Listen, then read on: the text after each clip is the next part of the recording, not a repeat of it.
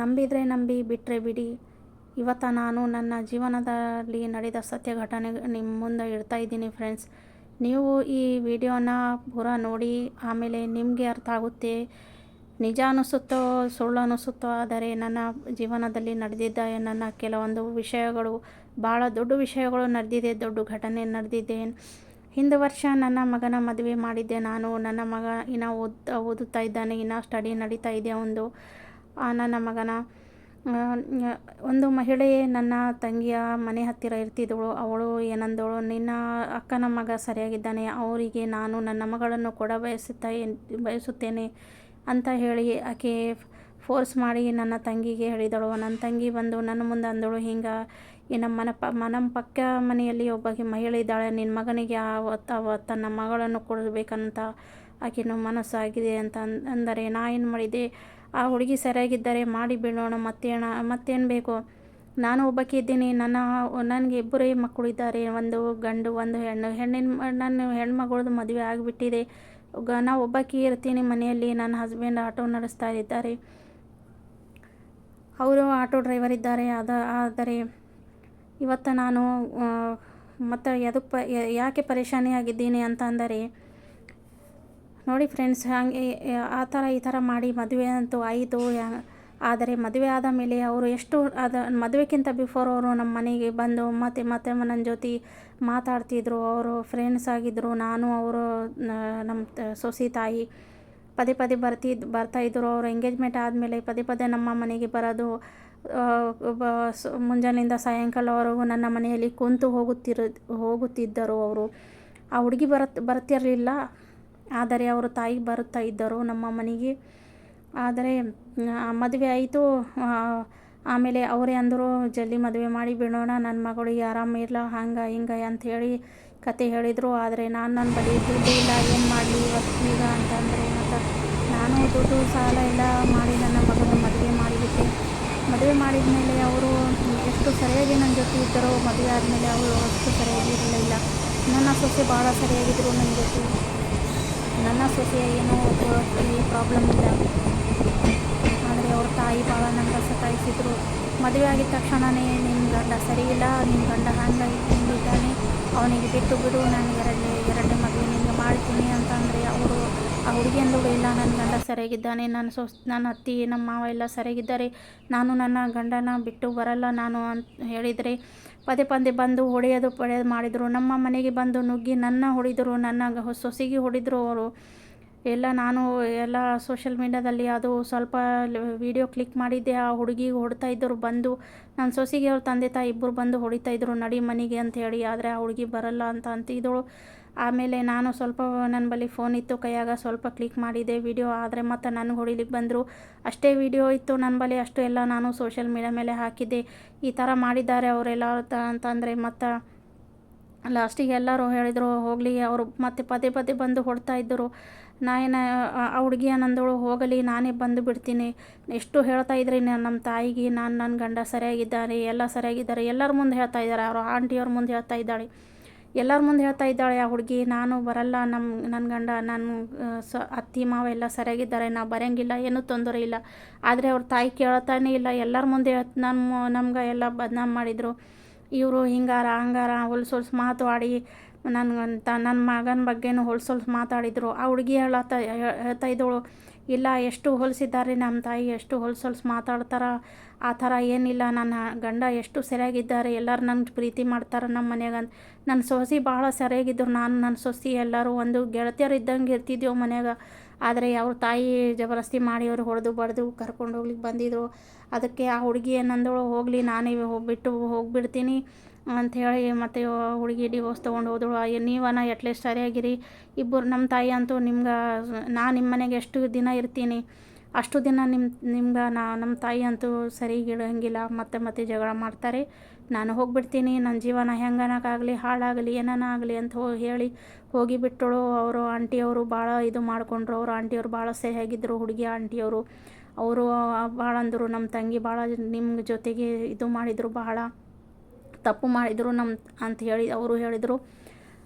ಅವ್ರ ಆಂಟಿಯವರು ಸರಿಯಾಗಿರ, ಹುಡುಗಿರು ಸರಿಯಾಗಾರ, ಆದರೆ ಅವ್ರ ತಂದೆ ತಾಯಿ ಅವ್ರ ತಮ್ಮ ಅವರೆಲ್ಲ ಇದು ಮಾಡಿಬಿಟ್ರು ನಮ್ಗೆ. ಆದರೆ ಈಗ ನನ್ನ ಮಗಾಗ ಅಲ್ಲಿ ನಾವು ಹುಡುಕಿ ಆಡ್ತಾ ಇದ್ದೀನಿ, ಹುಡುಗಿ ನೋಡ್ತಾ ಇದ್ದೀನಿ. ಮದುವೆ ಮಾಡಬೇಕಂದ್ರೆ ಬೇರೆಯವರೆಲ್ಲ ಏನಂತಾರೆ, ನಿಮ್ಮ ಮನ್ಯಾಗ ಇದು ಕಿರಾಯಿ ಮನೆ ಅದ, ನಾವು ಕೊಡೋಂಗಿಲ್ಲ. ಎಲ್ಲಿ ನೋಡ್ತಾ ಇದ್ದೀನಿ ಹಿಂಗೆ ಆಗ್ತಾಯಿದೆ, ಏನು ಮಾಡಲಿ ಏನಿಲ್ಲ. ನನಗಂತೂ ಏನೂ ಅನ್ನಿಸ್ತಾ ಇಲ್ಲ. ಒಂದು ತಾಯಿ ನೋವು ಅಂತಂದರೆ ಇಷ್ಟು ಇರುತ್ತೆ. ಆ ತಾಯಿಗೆ ಗೊತ್ತು. ತನ್ನ ಮಗಂದು ಯವ್ವನ ಮಗ ಇದ್ದಾನೆ, ಅವನದು ಮದುವೆ ಮಾಡಿಬಿಟ್ಟೆ ಸುಮ್ಮನೆ. ನಾನು ಎಷ್ಟು ಪಾಪಿಯಾಗಿ ಬೇರೆಯವ್ರ ಮಾತು ಕೇಳಿ ನನ್ನ ಮಗನ ಮದುವೆ ಮಾಡಿಬಿಟ್ಟೆ. ಅವನೇನು 25 ವರ್ಷದವನಿದ್ದು ನಾವಾಗ ಮದುವೆ ಆಗಿದ್ದಾಗ. ಈಗ 26 ವರ್ಷ ನಡೆದಿದೆ ನನ್ನ ಮಗಂದು. ಏನು ಮಾಡಲಿ ಏನು ಮಾಡಲಿ ಫ್ರೆಂಡ್ಸ್, ನೀವೇ ಹೇಳಿ. ನನ್ನ ಜೀವನದ ಇದು ಸತ್ಯನ ಘಟನೆ ಇದೆ.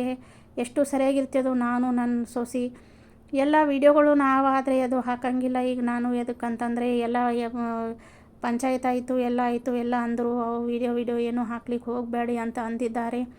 ಅದಕ್ಕೆ ನಾನು ಆ ಹುಡುಗಿಂದು ವಿಡಿಯೋ ಯಾರ ಮುಂದೆ ಹಾಕಂಗಿಲ್ಲ. ಆದರೆ ಭೀ ನನ್ನ ಬಳಿ ಇಟ್ಕೊಂಡಿದ್ದೀನಿ.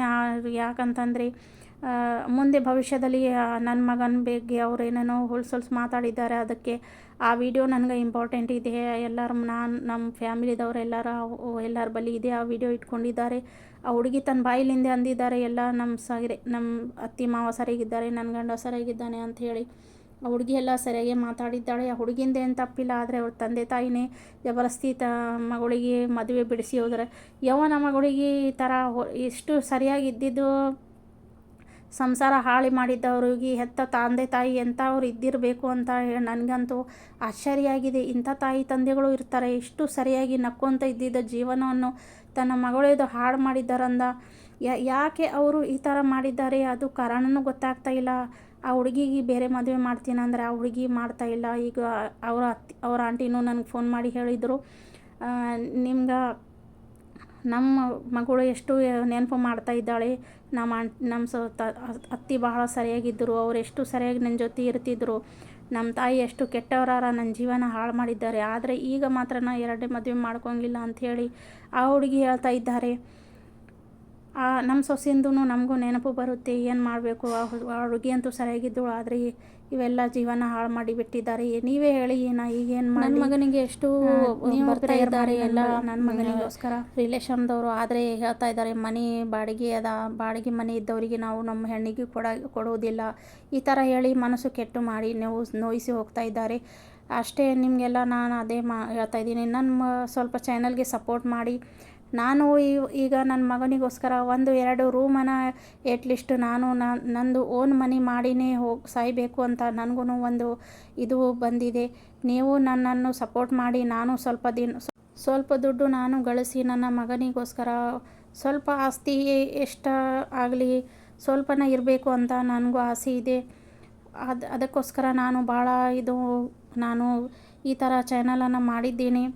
ಚಾನಲ್ ಮಾಧ್ಯಮದಿಂದ ನಾನು ನನ್ನ ಮನಸ್ಸಿನ ಮಾತು ಹೇಳಿದ್ದೇನೆ. ಮತ್ತು ನನಗೆ ಸಪೋರ್ಟ್ ಮಾಡಿ. ಚಾನಲ್ ಮಾಧ್ಯಮದಿಂದ ಸ್ವಲ್ಪ ನನಗೆ ದುಡ್ಡು ಬಂದು ಅಂದರೆ ನಾನು ಒಂದು ಎಲ್ಲೇನ ಸ್ವಲ್ಪ ಭೂಮಿ ತೊಗೊಂಡು ಸ್ವಲ್ಪ 2-3 ರೂಮ್ ಹಾಕ್ಕೊಂಡು ನನ್ನ ಮಗನಿಗೋಸ್ಕರ ಇಟ್ಟು ಹೋಗಬೇಕಂತ ನನ್ನ ಮನಸ್ಸಿಗೆ ಭಾಳ ಆಗ್ತಾಯಿದೆ.